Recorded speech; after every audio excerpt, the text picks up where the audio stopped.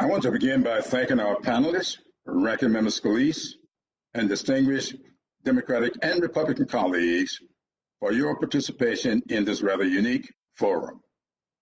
Over 80,000 citizens have lost their lives due to COVID-19, more than in any other country on earth. Many families have lost loved ones, including my own, and our fellow committee member, Maxine Waters, has recently experienced a loss in her family due to this pandemic. This select committee was not established to cast blame on past failures, foreign or domestic, or to search for the virus's origin, but rather to pursue future success.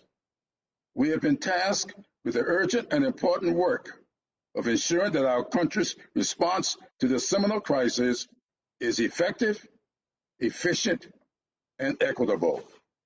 I agree with Ranking Member Scalise that one of the most important components of our response is answering the question that is being discussed at every kitchen table in America right now. How will we know when we are ready to safely reopen our country? To answer that question, we should be informed by history and guided by science. While we all want to reopen as soon as possible, doing so before the proper safeguards are in place will cause more sickness and death.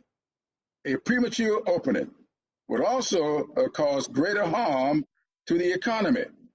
We must reopen responsibly. Therefore, we are beginning our committee's work with a briefing from public health experts, including 2 former FDA commissioners who served under Republican presidents and 3 other experts whose primary interest is safeguarding the citizens of this great country. But the greatness of this country must be accessible and affordable for all. That is why we need a comprehensive, coordinated, and centralized strategy for faster and freer testing.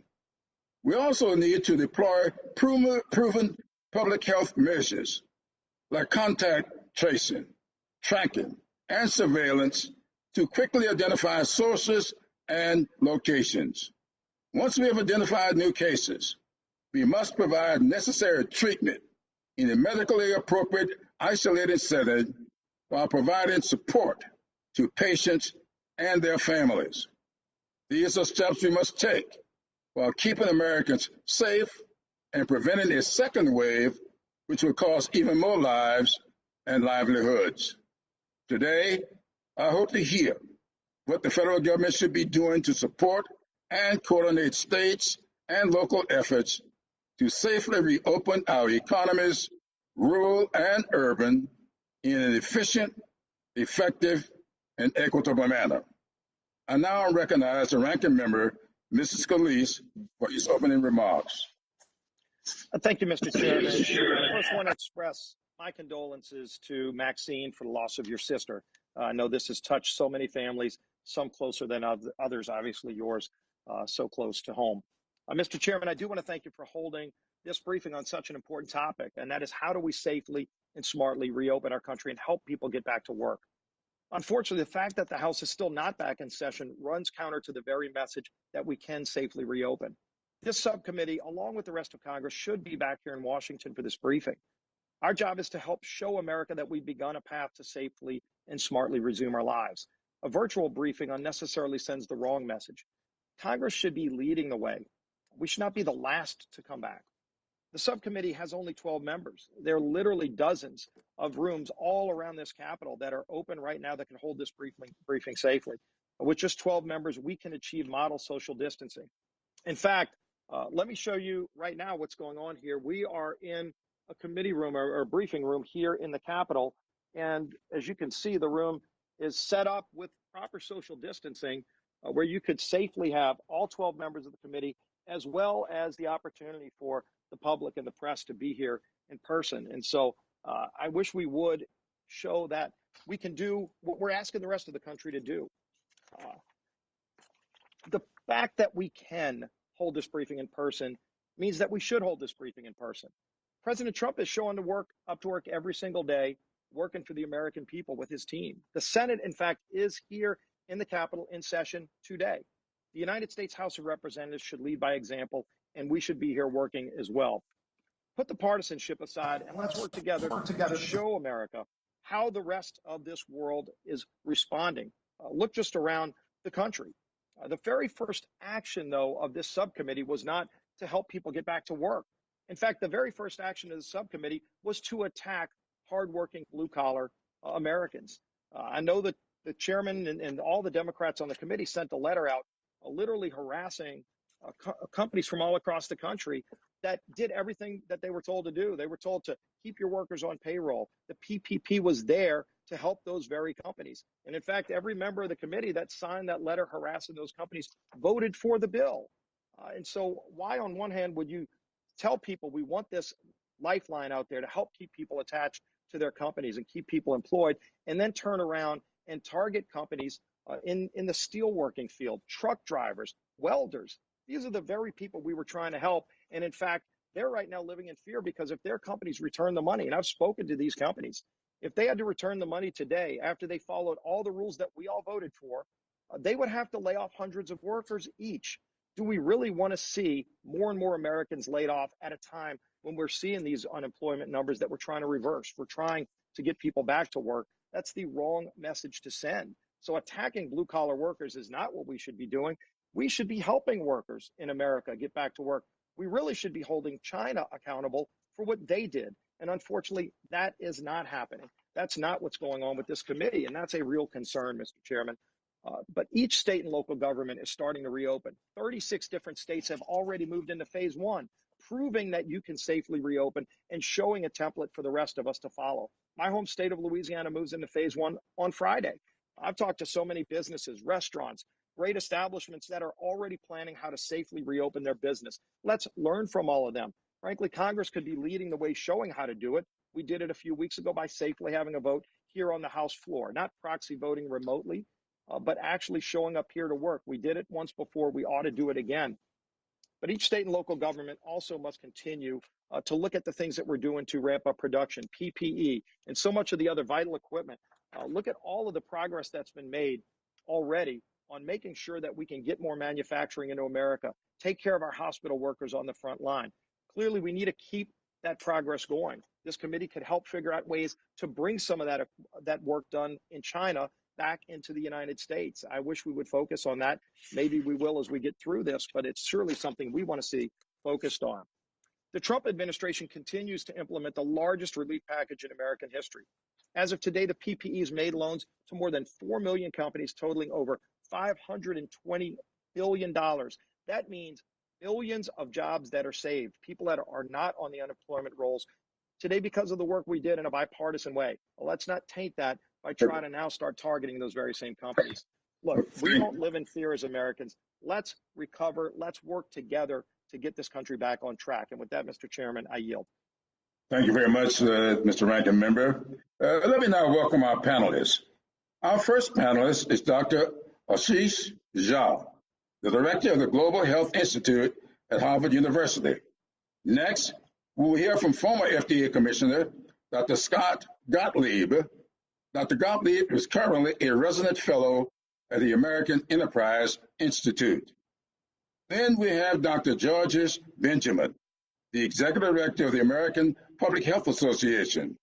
Dr. Benjamin previously served as the Secretary of Maryland's Department of Health and Mental Hygiene. And then we will hear from Dr. Mark McClellan, former FDA Commissioner and CMS Administrator. Dr. McClellan is also the founding director of the Duke Margolis Center for Health Policy at Duke University. And finally, we have Dr. Tom Inglesby, director of the Center for Health Security at the Johns Hopkins University Bloomberg School of Public Health. I thank our distinguished panelists for joining us this afternoon.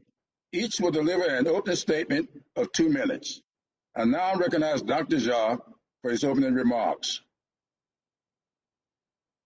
So good afternoon, Chairman Clyburn, Ranking Member Scalise, members of the House Select Subcommittee. I am honored to join you today. We are at a pivotal moment in this crisis. Our initial response to the pandemic has left more than 80,000 Americans dead and more than 20 million Americans unemployed. As we enter the next phase of this pandemic, we must do better. So one key part of doing better is having a robust testing infrastructure. You see, testing is critical. Testing tells us who has the disease and who doesn't. And testing is the cornerstone of controlling every single disease outbreak. It was inadequate testing that precipitated the national shutdown. We must not make the same mistakes again as we open up our nation. The institute that I run has calculated that the US needs more than 900,000 tests every day to safely open up again. We're doing about a third of that. So how do we do better?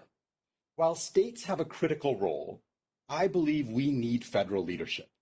There are 5 key steps that the federal government should be taking. The first, the federal government must have visibility into the entire testing supply chain and use all of its power to ensure adequate testing supplies. Second, and in a related issue, the federal government must coordinate these supplies because different states have different needs, and only the federal government can ensure that states get the material they need when they need it. Third, the federal government should offer guidance on testing strategies because it's not just about having enough tests. It's about ensuring that the right people get the test at the right time. Fourth, the federal government has to ensure adequate incentives for greater investments in more and better tests so that our private sector will know that there is a market for their innovation. And finally, the federal government has to be transparent with the American people about how much testing we need and a roadmap for getting us there. If we act smartly, we can open up safely, allowing Americans to get back to work, knowing that they're safe in their workplaces and safe when they get back home to their families. Too many Americans have already died in this pandemic. We can honor their memories by doing everything in our power to prevent more needless deaths. Thank you, Mr. Chairman. Thank you very much, Dr. Gottlieb. Dr. Jha, now Dr. Gottlieb. Thank you, Mr. Chairman. Thank you, Mr. Ranking Member. I think we all recognize the extreme hardship that this nation is going through right now, not just the extreme death and disease from COVID-19, but also the extreme economic hardship and the public health consequences of the shutdown that we've experienced to try to mitigate this pandemic. We all want to start to reopen the economy and get back to the things that we've enjoyed and get back to a sense of normalcy in our lives, but we need to recognize the challenges that we face against the backdrop of a lot of spread that's still persistent in this country. There's hopeful signs. We see hospitalizations and new cases going down nationally. If you look at the 2-week trend, even as we increase testing and we see positivity rates going down, and the doubling time has now extended to 45 days, and the reproduction number is probably 1.1 right now. So we're seeing signs of a slowing epidemic nationally, but we're still going to be reopening against a backdrop of more spread than we anticipated. And so how can we do that smartly and prudently and try to mitigate the risk of extended outbreaks and a new epidemic? First, it starts with a prudent approach to a phased reintroduction of work and a reopening. I think it turns on a heavy dependency on case-based interventions, trying to find people who are infectious, ask them to self-isolate, do the traditional tracking and tracing of public health work to try to track down people who might have been exposed and offer them testing. We're not going to be able to get everyone. This is an infectious pathogen, and a lot of people are asymptomatic. But even if we can track down a small percentage or a meaningful percentage of the people who are infected and try to get them into isolation, it can have an impact on the epidemic. Most of all, it's going to turn on testing, as the former panelist just mentioned, and we need to make sure that we get testing out widely and get testing most of all to the people who are at highest risk of this virus. Not everyone's at equal risk of coronavirus. Many people, because of where they work and where they live and how they work, are at higher risk than other Americans, and we need to make sure we get testing into the communities that are most affected by this. Testing turns on technology, and that technology is going to improve a lot in the coming weeks. And we need to make sure that the technology that we apply is fit for purpose. On the one hand, we have rapid diagnostic tools like the Kydell machine that was recently authorized by FDA over the weekend, or the Abbott machine. These are good in doctors' offices. We also have PCR-based. Dr. Gottlieb, thank you very much. Thanks a lot. Thank you. Dr. Benjamin. Hello, members of the committee, and let me just thank you for allowing me to be here today. I've been saying that now every person in this country now understands that their second job is public health. They're all going to help us get out of this as we return to work and back to our communities. The centerpiece on everything we're going to have to do is about testing, tracing, isolation, and quarantine. We know that our state and local health departments are working diligently each and every day to adequately build up that testing capacity and also to do adequate contact tracing. This is going to be a task that we're going to need the federal government to assist in terms of guidance and help. We also know that we're going to have to address very, very specifically those communities that are most vulnerable. We already know that there are certain parts of our community who are disproportionately infected by this outbreak. Those are people who have public-facing jobs, who have a high incidence of chronic diseases, or who live in underserved communities. We're going to have to actually, at the end of this, think about how we build a sustainable, long-term public health system, and that's going to require federal engagement. So we ought to think about the investments that we're putting into the system today as being long-term, because this is absolutely not the last outbreak of this type that we're going to see. With that, I want to turn it over to you, Mr. Chairman. Thank you very much, Dr. Benjamin. Now, Dr. McClellan, you are recognized. Thank you, Mr. Chairman, Mr. Ranking Member, and the rest of the committee for the opportunity to join you all today. I just want to add to the comments that you've already heard. We're in the process of reopening. We need to do that as safely as possible. While testing is not the only thing, it is an integral part of a strategy that also continues to require action by all of us and businesses as we move forward to keep that reproduction rate as close to 1 or below 1 as possible. To give you a sense of where we are in testing now, this past week, the test administered have been between around 2 and 3 million per week. That's significantly short of that 6+ million target that Dr. Jha's work reflects, but a significant increase of where we've been. Based on the administration's expectations about testing increases this month, we should be on track to 3.5 million per week by the end of the month, and maybe 6 million per week by September. So that's a ways off, the kind of numbers that Dr. Jha was talking about. Dr. Gottlieb's written about ways to bring technology in to accelerate the availability of testing. I agree that that can help too. I want to highlight a few other ways to make the tests we have go as far as possible, because right now they are not distributed evenly. We're not testing everyone that meets CDC recommendations for testing with symptoms and testing in high risk asymptomatic settings for surveillance, but there is more that we can do. One thing is to take further steps to create financial incentives for better and more testing. That includes steps like CMS has taken recently and steps that Congress has taken to add to payments.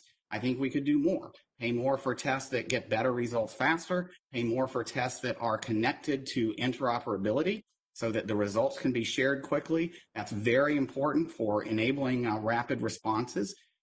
In addition, steps to encourage participation by healthcare organizations in working with that public health system that is very stretched right now. Most states and local governments are collaborating with healthcare providers, including frontline primary care providers, as well as academic medical centers. Those organizations are hurting financially under the pandemic. And to the extent we can link their further payments and supports to collaboration with public health on implementing effective testing and tracing, that will help as well.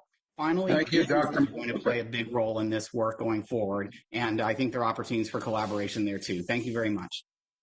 Thank you, Dr. McClellan. Now you are recognized, Dr. Inglesby. Chairman Clyburn, Ranking Member Scalise, distinguished members of the committee, thank you for inviting me to speak with you today. COVID-19 has done great damage to our country, both in terms of sickness and loss of life, and in terms of terrible economic consequence and job loss. To minimize the risk of COVID spread accelerating in a state during reopening, 4 conditions should be in place. Reduction in cases for 14 days, capacity for hospitals to give all COVID patients standard of care, capacity to test anyone with COVID symptoms, and finally, the capacity to isolate cases, trace their contacts, and guide them into quarantine. Isolation and contact tracing have been crucial for countries that have gotten their COVID epidemics under comparatively better control. By identifying those at high risk of getting infected and intervening to stop that chain of transmission. If we fail to contact trace effectively, we'll continue to have new cases appearing in completely unpredictable ways, numbers and places, and our epidemic will grow more quickly. To do contact tracing well, we need on the order of 100,000 contact tracers working for states across the country this year, which is about 30 workers per 100,000 population in a state.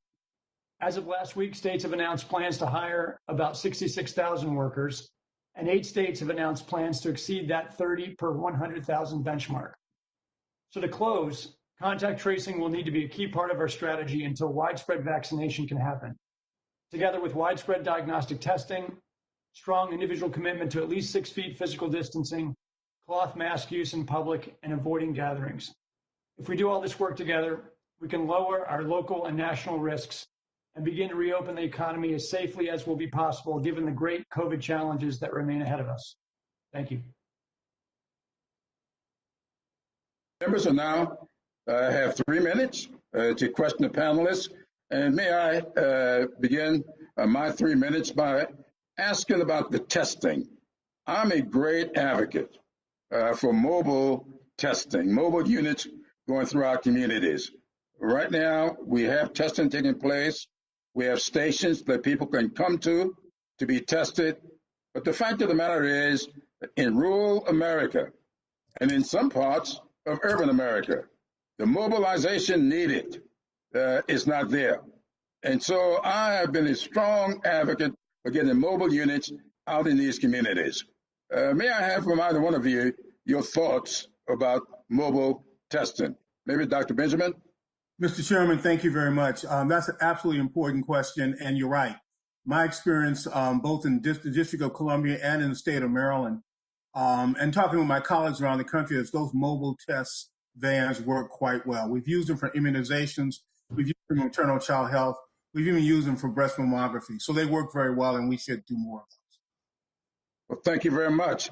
Now, we also know that we are experiencing some unusual numbers coming out of rural communities, low-income communities, African-American communities, and brown communities. Any one of you would like to offer some suggestions as to how we should combat that problem that is beginning to cause some significant angst among too many people? So, Chairman Clyburn, let me start off by saying this has been an enormously important problem that I think we have paid too little attention to. The disproportionate burden of this disease has fallen on African Americans, on Latinos, and it's multifactorial. But certainly the fact is that those communities, we have not spent enough energy testing proactively, looking for disease in those communities, and then given what we know about issues around access to high quality care, when we don't find the disease early, we end up having people suffering excessively and unnecessarily. So I believe this has to be part of our national strategy to really make sure that we're testing, identifying those cases early, and preventing the disease as much as possible, but then treating it once we've identified it. Well, thank you very much, Dr. Jha. Now, because I allowed a few of our guests to go a little too long, I'm going to give up the rest of my time and now yield to you, Ranking Member Scalise. All right, thanks again, Mr. Chairman. And I want to focus on some of those healthcare issues. And if you look, Dr. Gottlieb, I want to ask you, we've seen a number of studies that are starting to come out that talk about the health trade-offs. Obviously, we're focused on COVID-19 and bringing the curve down, making sure our hospitals don't get overwhelmed. And fortunately, that's the case right now in what we're seeing at a lot of our hospitals. But if you look at some of the other things that we're starting to see concerns about, people are delaying some preventative care and treatment, things like mammograms and colonoscopies and even cancer treatment that's not getting done. We're also hearing about vaccinations of children. In fact, Johns Hopkins just came out with a study that estimates 1.2 million children can die worldwide before their 5th birthday, not from COVID-19, but because they're not properly getting vaccinated. And so these are all things we're starting to hear about, too, that don't get put into the discussion as much.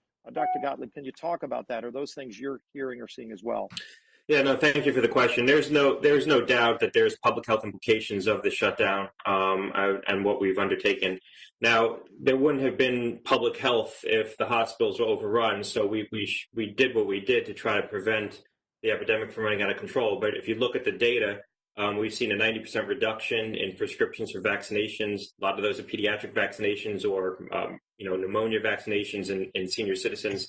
Some percentage of those individuals aren't going to go back and get vaccinated now, so we might very, very likely see outbreaks in the fall of measles and other conditions because of declining vaccination rates.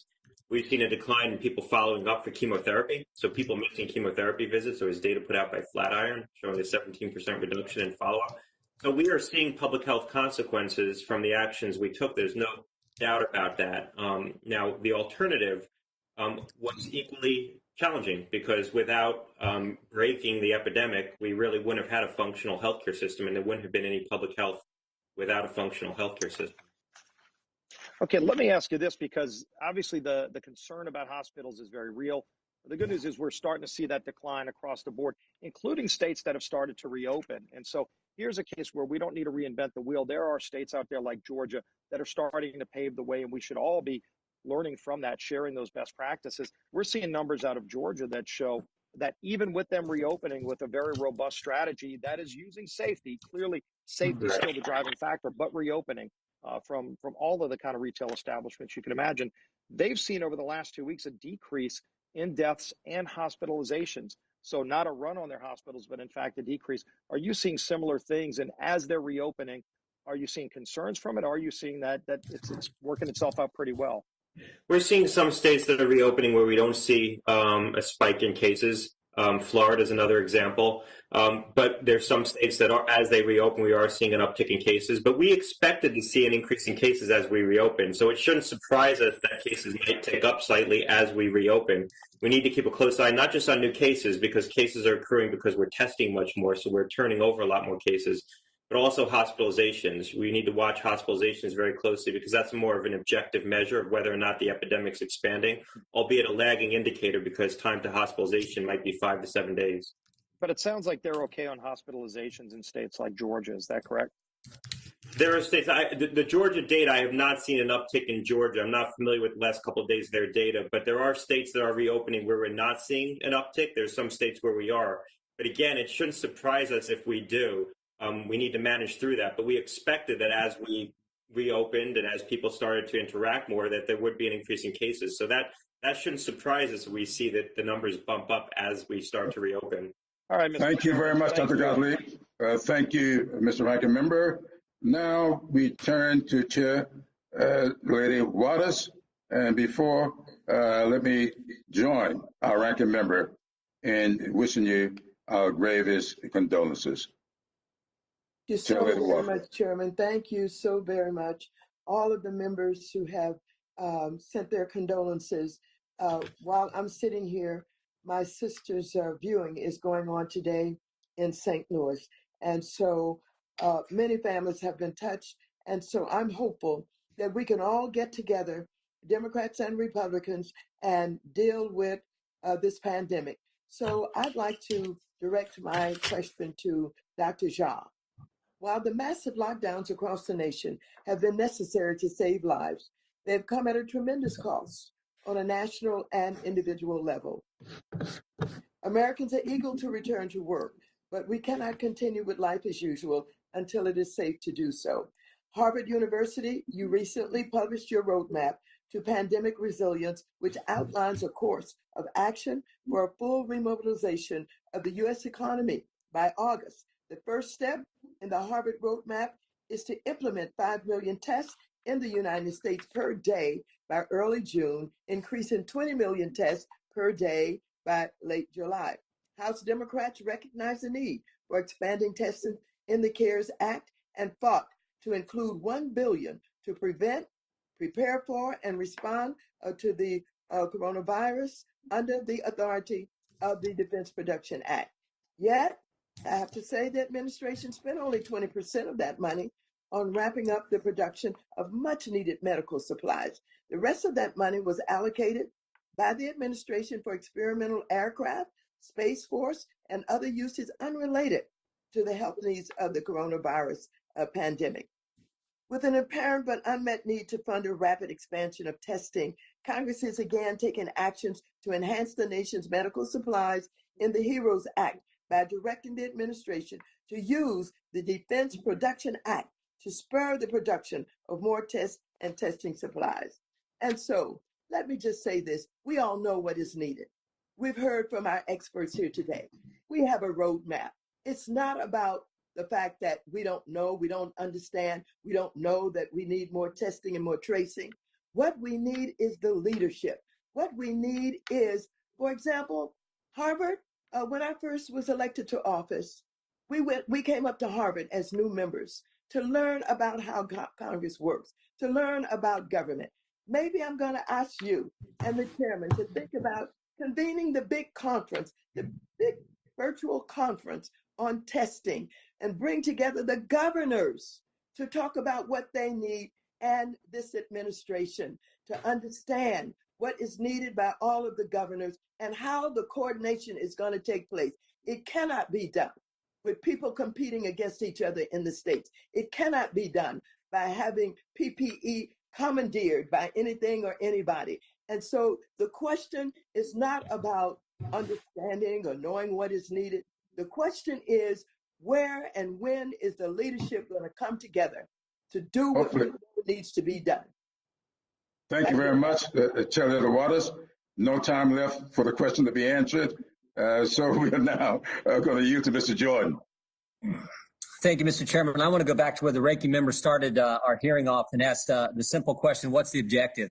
We got 8 different entities currently looking at oversight of the CARES Act and the coronavirus crisis, but we needed this 9th. And I would argue this 9th is political. It's a committee designed to go after the president. The very first witness just 2 minutes ago said it was inadequate testing that initiated the shutdown. I thought the shutdown was initiated to bend the curve to make sure our healthcare system wasn't overwhelmed. But we already got a political statement from the very first witness. This health crisis, maybe the objective of this committee hearing is what the chairman said earlier. It's an opportunity to restructure things to fit our vision. The very first action this committee took to restructure things was to send a letter, as Ranking Member Scalise mentioned, to send a letter to Universal Stainless and try to put steel workers in Pittsburgh and Ohio, Pennsylvania and Ohio, put steel workers on the unemployment line. You don't have to take my word for it. Connor Lamb and Tim Ryan, 2 Democrats, sent a letter saying, what are you doing to this company with steel workers working there? The second action this committee took, the second act was this unfair hearing itself. Didn't follow the rules, didn't give proper notice, didn't give the briefing memo, didn't give us any witnesses, didn't even ask the Republicans who we might like for a witness. Why? Why did we set up a partisan committee? Why do we have an unfair process? Because I don't think the majority party likes the facts. They don't like the fact that this president shut off travel from China months ago. It was criticized for doing it, but it turned out it was a tremendous decision.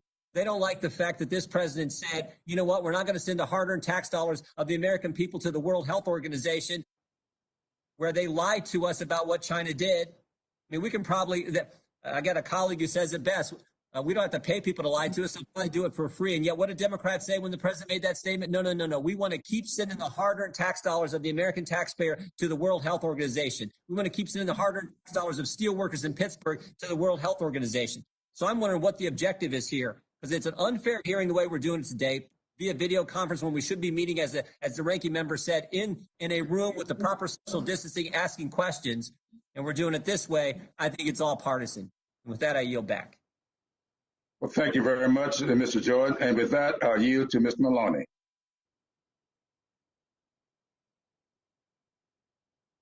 We are on a war against the coronavirus, and it is the war that we are not winning.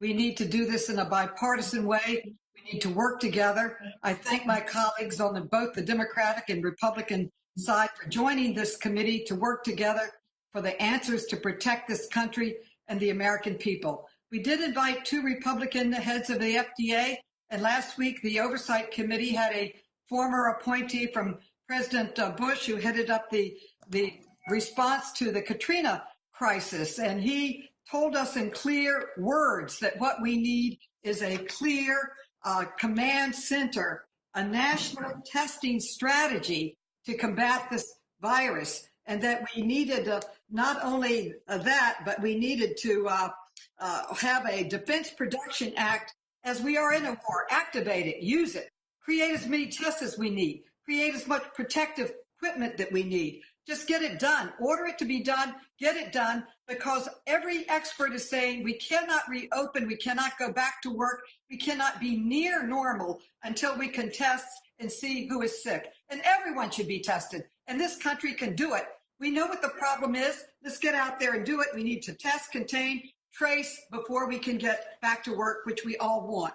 So my question is to Dr. Jha. Last week, or rather it was last month, the White House released a testing blueprint.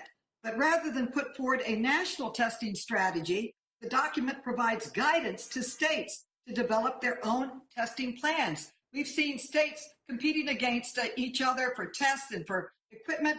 He emphasized that it should be centralized. So, Dr. Jha, from your perspective, does the blueprint that I'm sure you've read provide states the level of federal coordination and support they need to quickly ramp up their testing and reopen our economies? Congresswoman, thank you for that question. And let me start off just by quickly responding to Congressman Jordan's statement that my opening remarks were partisan. They were not. Every expert on the left, right, and center agrees that we had to shut our economy down because the outbreak got too big. The outbreak got too big because we didn't have a testing infrastructure that allowed us to put our arms around the outbreak. And so testing was the fundamental failure that forced our country to shut down. Now, to Congressman Maloney, your question, the national testing outline that the president laid out has some important elements in it, which I support. I do believe ultimately that states have to play a central role in testing. States know a lot about where to test, how to test, but they cannot do it by themselves. 50 states competing with each other in the marketplace. I believe in competition, but this is not where competition is going to be useful. Also, a lot of the supply chains are global. Dr. Jha. States can't do it by themselves. Thank you, sir. Sorry, sir. Thank you very much, Dr. Jha. With that, let me now recognize Mr. Lukenmeyer. Thank you, Mr. Chairman. The COVID outbreak and subsequent economic fallout is a national and international crisis that is certainly deserving of a dedicated congressional response and oversight. As the president said, we're at war with an invisible enemy, and we must all work together to ensure as many Americans as possible are healthy, safe, and able to provide for their families. Unfortunately, instead of acknowledging that a nonpartisan human health and economic crisis deserves a nonpartisan congressional response, we find ourselves in a committee proceeding eerily similar to those of the House majority forced on the country to endure the months in 2019. This briefing was constructed with absolutely no input from the ranking member and minority whip, Mr. Scalise. Republicans were not allowed to invite a witness, and we were given so little notice that some of us who believe we should be in D.C. for a meeting or the committee proceedings did not even have time to get there. That's my comment. My question is, for Dr. Gottlieb or Dr. McClellan, either one that wants to try it, I think the key to all of this is perspective. And let me just briefly say this. In Missouri, I was on a conference call the other day with the Missouri Hospital Association. We have 4 times as many people who have died this year with flu and pneumonia than we have COVID-19. The mortician in my area here was telling me that he's burying more people due to suicide than he is COVID-19 in our 2 largest counties combined. My caseworker who does Veterans Affairs says she's no longer a caseworker, she now is a counselor. She's talking these veterans off a cliff every day because they no longer have a support network by going to the coffee shop or they can't go walk in the malls. The study is being done by what's happened in New York. 80% of the brain surgeries were postponed. And there's a study back a few years ago that showed for every 1% increase in unemployment, 37,000 people died due to heart attacks, suicides, homicides, and drug overdoses. So, gentlemen, you put yourself in my shoes. I understand your patient concern for folks who and in the COVID-19 situation, and I don't minimize that risk at all. It's there. But the problem is the rest of society has certainly got a health problem as well. When you have people not getting cancer treatments, as you mentioned a while ago, Dr. Gottlieb, brain surgery is not being done. You have mental health, child abuse is up, alcoholism is up. As a policymaker, I have to make a decision. I have to have perspective again on this. If you're in my shoes, how would you make that decision? This is Dr. McClellan. To start, at least, I've talked to a number of states and governors who are in this similar kind of position. It would be great if we had more testing capacity months ago. I don't think that's enough by itself. It's not a whole strategy for containment. It also requires changes in the way that businesses behave, changes in the way that people behave. All of these are parts of an effective response. So having more testing as you go forward with reopening is really critical. Do I wish we had more capacity in place now? Certainly, but there are other estimates out there, somewhat less than the 6 million per week number that we've talked about so far, that could be part of a comprehensive approach. Well, my question is this. You're asking me. I think your time is out, Dr. McClellan. That's my question. How do you make that decision? Mr. Chairman, could I answer that question? I'm sorry. I think the time has expired. We now will recognize Chair Lady Velasquez. Thank you, Mr. Chairman, and thank you for holding this important forum. As someone who was stricken by COVID-19, I understand the importance of testing and tracing and taking care of those who are being inflicted by providing the resources that we need in order to make sure that there are more people like me that were lucky to survive this virus. Dr. Jha, consumer spending is at the heart of the U.S. economy, especially for the millions of small businesses operating in retail, hotel, and leisure. Without adequate testing and tracing, isn't it true that many Americans may not feel safe eating out, traveling, or going to work, further harming our already struggling small businesses? Yeah, so Congresswoman, thank you for that question. You're absolutely right. The American economy resides and is built on confidence. And confidence is decided based on whether people feel safe to engage in economic activity or not. What we saw was well before governors shut down states, people had already started doing social distancing because they didn't feel safe. So the most important thing that the policymakers can be doing is creating an environment where people feel safe to go out and shop and work and play. And testing is fundamental to that strategy. Thank you. Dr. Benjamin, it is my view that we need a testing system in place that is fast, accurate, and one that can be utilized on large scale. Since we currently do not have a contact tracing system in place, what steps should we be taking to have an effective tracking system to prevent the spread of COVID-19? I think we need to build that contact tracing system and the testing system on the backs of the existing governmental public health system. It means the investments that Congress has already made and any new investments that we make in that system, we ought to put the dollars in and the training in, and with some significant government at the federal level involvement, both with the Center for Disease Control and Prevention in particular, and the Health Resources and Services Administration can all help us do that. Thank you. Dr. Gottlieb, just yesterday, an HHS official testified before the Senate and predicted the U.S. will be able to step up 50 million people per month by September. If this is a realistic prediction, given our current testing framework? Not given our current testing framework, but I think if you factor in new technology that's likely to come onto the market, including point-of-care tests, antigen-based tests, and the use of next-generation sequencing, which I've worked with, I think we can increase the throughput and get to 10 million tests a week. So I think it's possible, but it's going to take additional products coming onto the market and getting authorized by the FDA. Thank you. Thank you, Dr. Gottlieb. Thank you very much. I now recognize Ms. Swalowski.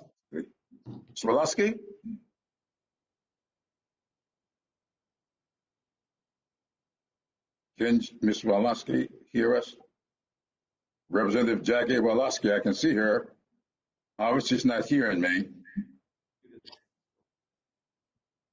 So if someone can work on... Chairman? Yes? Yes, Mr. Ranking Member. Text her. Should she be unmuted? Is she unmuted? She should be unmuted by Hi, Mr. Chairman. There we go. Mr. Milwaukee. Yes. Thank you. Please. Thank you, Mr. Chairman. Thank you. Thank you so much.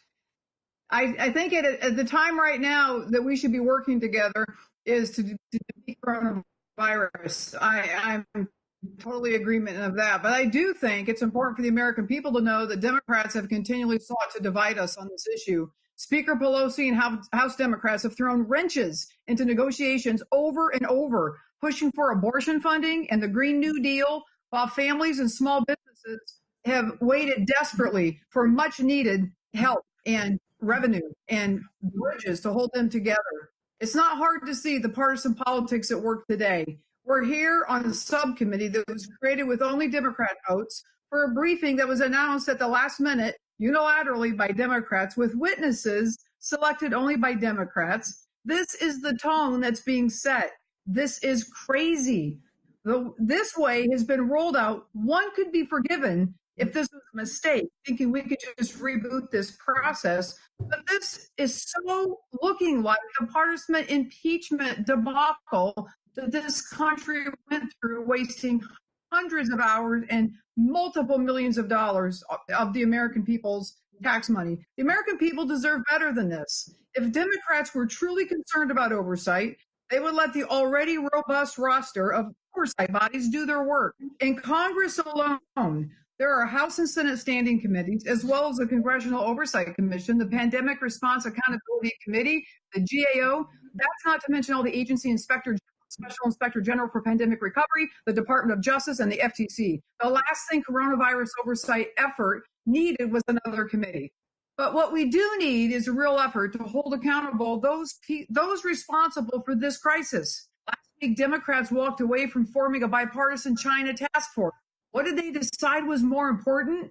Bullying American companies for having the audacity to use the PPP loans in compliance with the law to save thousands of jobs for steelworkers, welders, and truckers. At a time when an estimated 100,000 small businesses have closed permanently, Democrats on this subcommittee made it their first priority to try to make it impossible for American companies trying to keep their head above water. Why is that more important than figuring out why Chinese doctors and citizens that tried to alert the world about the coronavirus keep disappearing?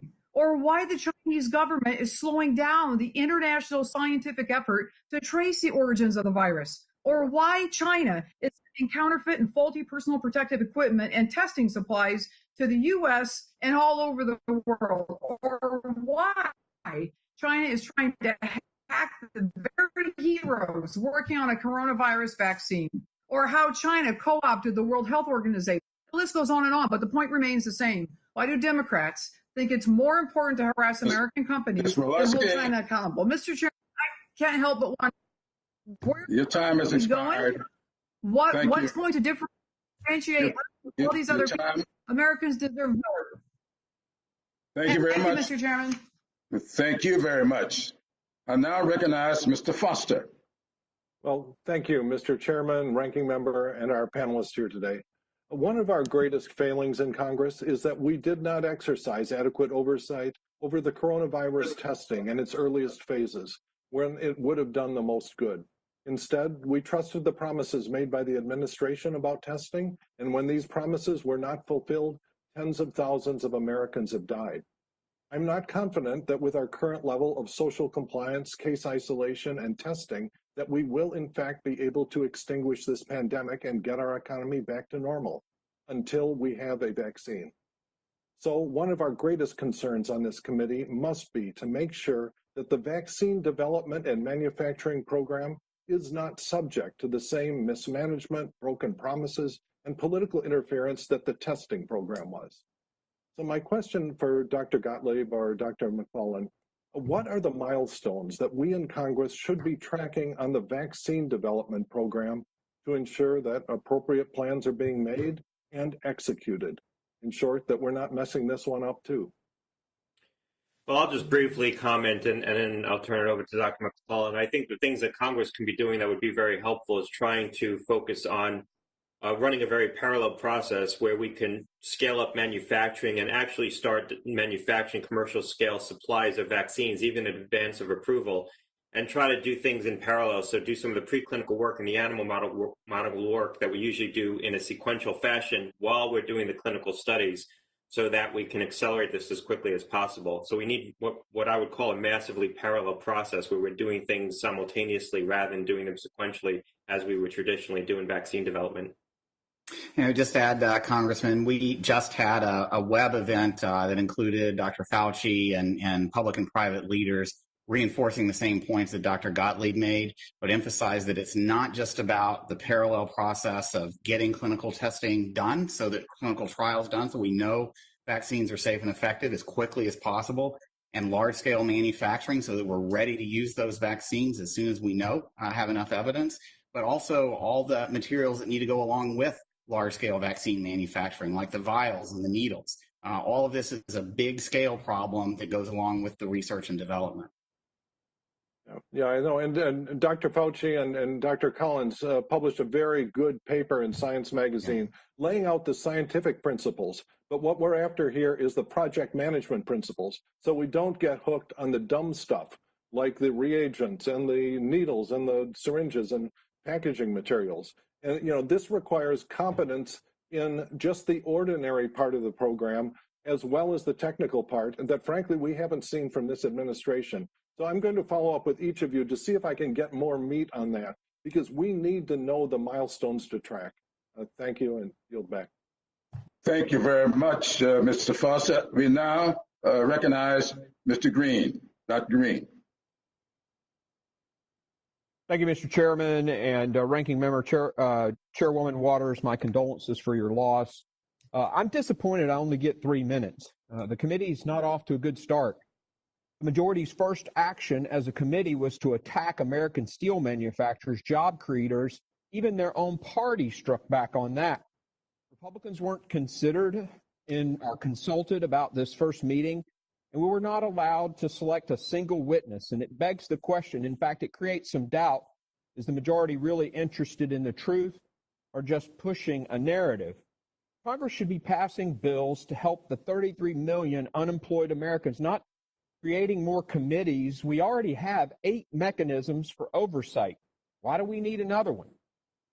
Instead of attacking American businesses for their taking the PPP loans, we should be looking at China, their role in this. From day one, China's lies and deception have severely hampered the global response. New data suggests that had China notified the world just 1 week prior, 66% of the lives lost could have been saved. That's 56,000 dead Americans. Because China lied, Americans died. Yet the first action of this committee is to attack American businesses? Attack them for actually following the very law that they had just voted to pass? As a physician, we make decisions based on a cost-benefit ratio with the goal of flattening the curve. The costs were worth the benefit. The president closed travel. We shut down the economy. We flattened the curve and saved lives. Now the goal seems to have changed, and it's as if some leaders now want to stop every single transmission. Not one person gets the virus. As a clinician, as an ER doctor, as the former CEO of a healthcare company that ran 52 emergency departments in 11 states, the cost of stopping all transmission of this virus is impossible. The first witness today in answering Chairman Jordan's question said we had to shut the economy down because we had inadequate testing. I'm sorry, that's wrong. We shut the economy down to flatten the curve, to not max out our ICU bed capacity and our ventilator capacity, period. It wasn't an absence of testing that caused us to shut down the economy. We shut down the economy to save lives, American lives, because of the ICU and the ventilator issue. I want to say this. In Tennessee, we're open for business. Georgia's open for business. In fact, they opened April 24th, and they've seen a decrease in hospitalizations and a decrease in cases. Even the chairman's state of South Carolina is doing fantastic, opening up, and they're seeing improvements. The continued cost of a closed economy is also dead Americans. 33,800 Americans are predicted to die because of cancer because of the delay in diagnosis. 75,000 are expected to commit suicide because of the unemployment rate. Thank you, Dr. Green. Your time has expired. Thank you very much. Thank you, Dr. Green. Thank you, Mr. We Chairman. now recognize Mr. Reskin. Thank you, Mr. Chairman. We've lost 82,000 Americans to the coronavirus in less than 3 months. 21 million Americans thrown out of work, more than 1.3 million infections, cases of the coronavirus, which remains out of control in many states in our country. I can understand our colleagues' desperate efforts to distract from the crisis and to talk about almost anything else and to plunge us into partisan conflict. But I appreciate, Mr. Chairman, the leadership you've shown in keeping us focused on the task at hand. Now, I'd like to ask Dr. Jha a question. He points out that we have had this chaotic competition among the states, and we've heard a lot of testimony about how the states have been pitted against each other in this helter-skelter competition for resources and a maze of different laws and guidances and rules, and no one can figure out what's going on. And your colleagues at Harvard, Dr. Jha, have advanced a plan to ramp up testing and to reopen the country safely and sustainably. And your plan says America needs tight coordination of the complex supply chain involved in the logistics to provide the states with the PPEs and the ventilators and the testing kits and eventually the vaccine. You've also called for 900,000 tests a day when we're doing less than a third of that. How do you propose that we actually get to this centralized system of logistical coordination that America needs to get out of this nightmare, given where we are today? So, Congressman, thank you for your question.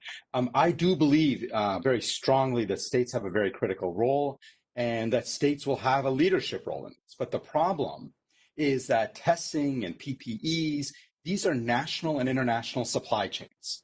And so if you have each state vying for the supplies, you will, by definition, have states competing with each other and competing with foreign countries.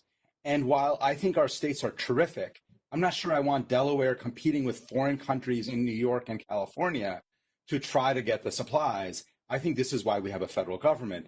I think the federal government can play an effective and important role in coordinating, in obtaining supplies, in getting states the help they need, and so that states can focus on the job that they are really good at, which is identifying their own individual needs and figuring out how to best implement a testing strategy. I want to follow up. Dr. Megan Fitzpatrick at the University of Maryland recently published a study showing that perhaps a majority, but around at least half of COVID-19 infections are caused by pre-symptomatic or asymptomatic transmission. That's a remarkable thing. That means that a half or maybe most of the infections that are taking place occur from people who don't even know that they've got it. What does that mean about the importance of testing, and do we need to dramatically expand testing in the country to deal with all of the asymptomatic and pre-symptomatic infections that are taking place? Thank you very much, Mr. Raskin. I'm going to have to hold on that answer. Maybe you'll get some time for Mr. Kim. We now must recognize Mr. Kim. Thank you so much, Chairman. This week, my home state in New Jersey will likely hit 10,000 killed here just in our state. If New Jersey were a country, we would be number 7 in the world right now for deaths. We've lost more Americans than we lost in both Iraq and Afghanistan wars in the 2 decades of that war. I spent my career as a national security official working in Iraq, working in Afghanistan, working under both Republicans and Democrats to try to save these lives. When I talk to the people in my district, they are scared and they're confused. And when they hear our discussions like we're having today about testing and tracing and these next steps, what they have trouble understanding that I hear about is how does this affect their lives? What is this going to do to affect their day-to-day? And when we think about opening up, what are we going to be opening up into? What can people expect? So what we know is reopening businesses and schools, that we're not going to go back to where we were last year, that we're going to be opening up into a new normal that's unlike life as we knew it before.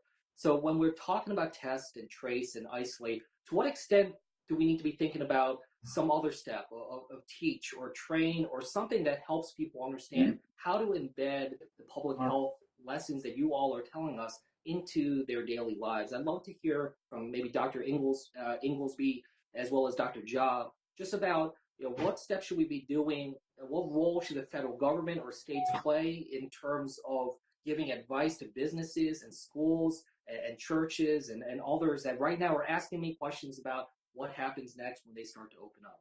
Please turn it over to Dr. Inglesby. So Congressman Kim, I think I completely agree with the importance of engaging the public.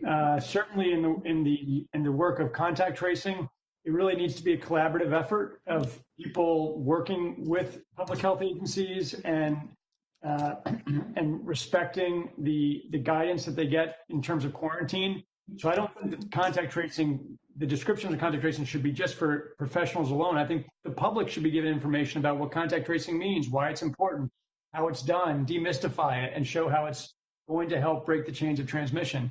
And on your point about businesses getting guidance, I completely agree. I know that the CDC has been working for some time on developing guidance, very specific guidance for businesses, for schools, for churches, for universities. And I think they're the process about to release that. I think businesses what we are hearing from businesses is they very much want that guidance. They want to be able to tell their own employees that they've met the guidance of the federal government. They want to be able to tell their customers, we've done everything that has been asked of us, so that people will feel confidence about going back to work or going back into the economy. Well, I appreciate that. Chairman, I'll yield back. Thank you. Mr. Kim, now, let me just say that we set the time frame for this year, and based upon our guests, we did not want to impose upon them. And so I'm going to allow each one of them to take 2 minutes to make closing statements, since some of the things that are said here today, they may want to respond to. Before I recognize Dr. Jha, let me just say thank you to Dr. Green for recognizing South Carolina's successes.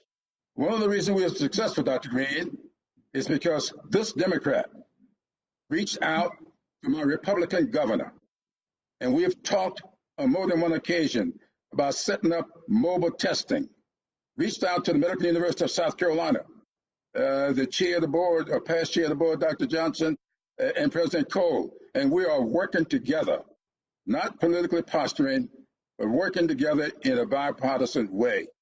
Now, I don't know what the vote was to set up the Truman Committee that we are patterning this committee after. But the Truman Committee, with $1 million, the Truman Committee saved $15 billion. I hope we can have that kind of success with this committee. But we must do it in a bipartisan way, which I'm all for doing. And with that, I'll yield to Dr. Jha. So again, thank you so much for having me on today. This is a very difficult moment for our country. We are in the middle of the most important and substantial pandemic in a century.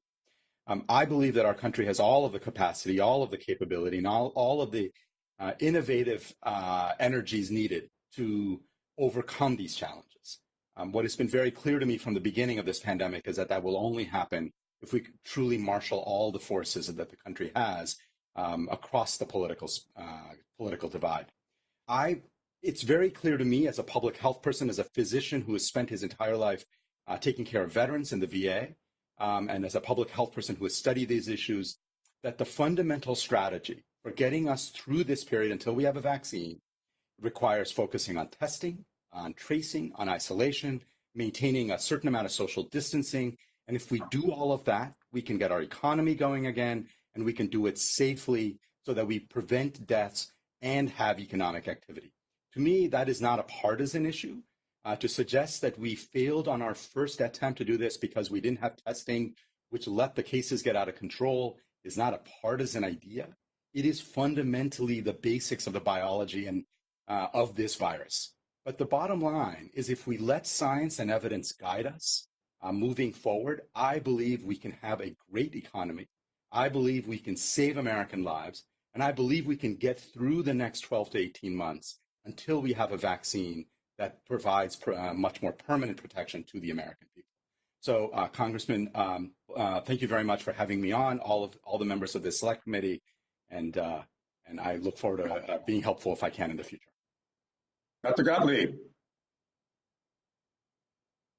I think we need to recognize that this is a once-in-a-lifetime pathogen.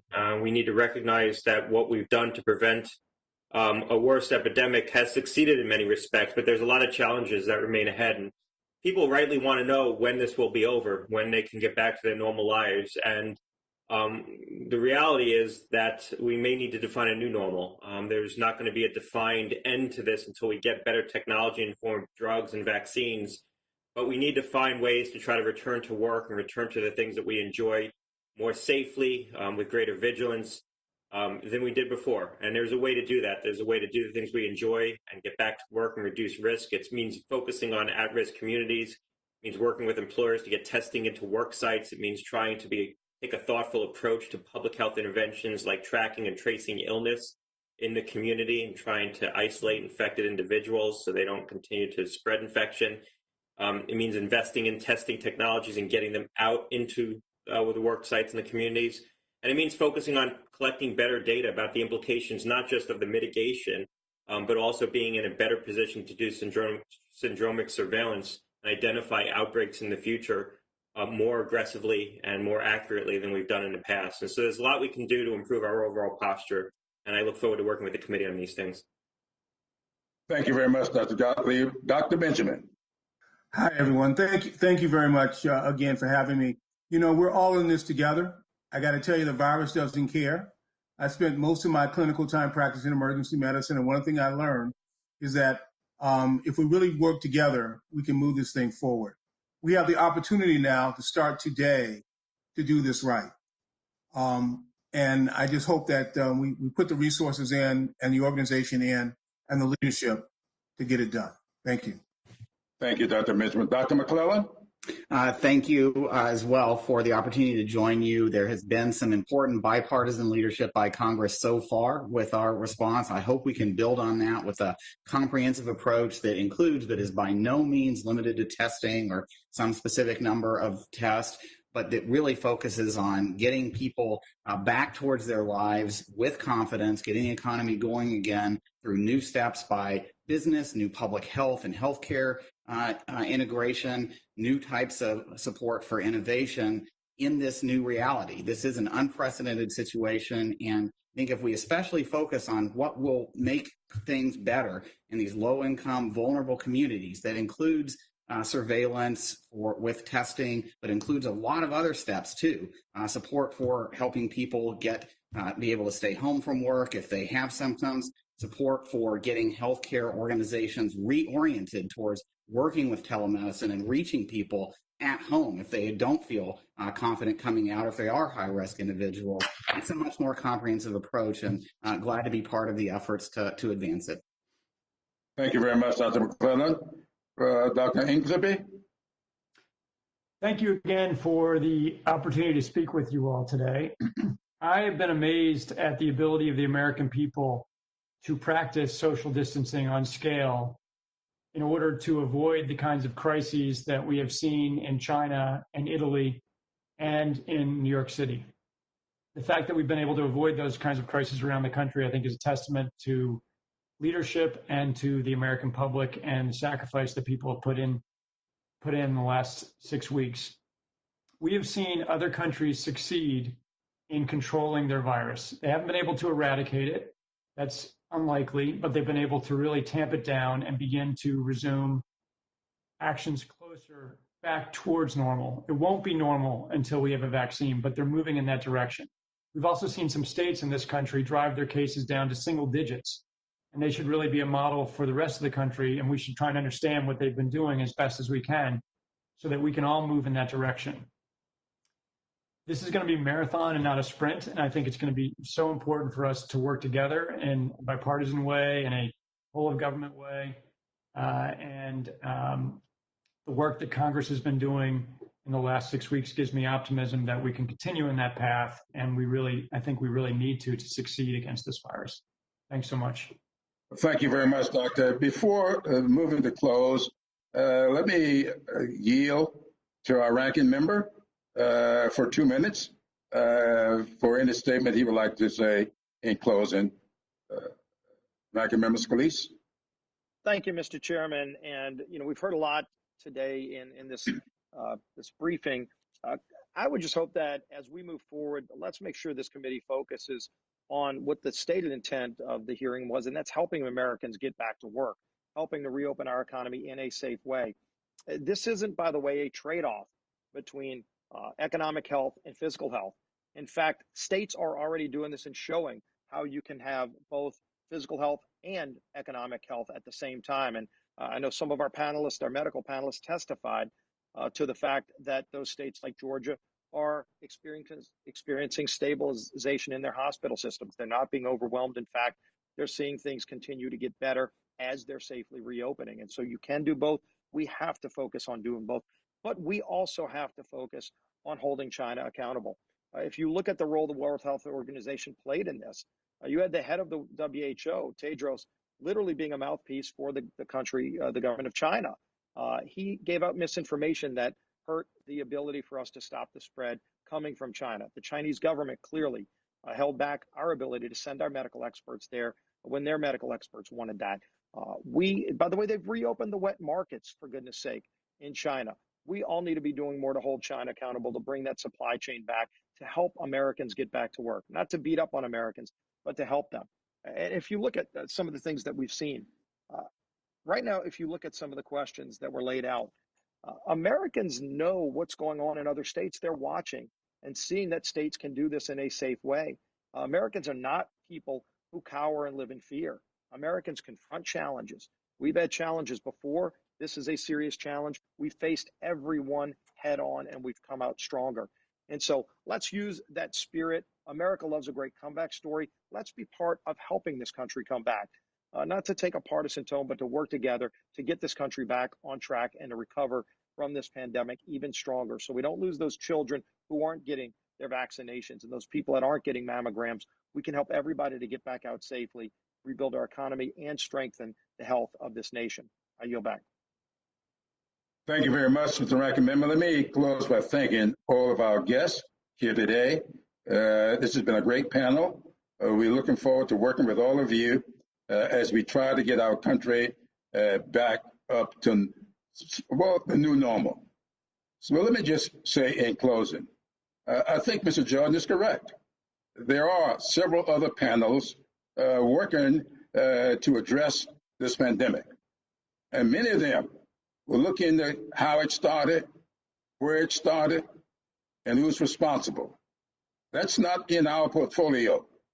We're here to make sure that whatever resources we apply to the problem, already almost $2 trillion, and propose another $2 to $3 trillion, to make sure that that money is spent efficiently, effectively, and equitably.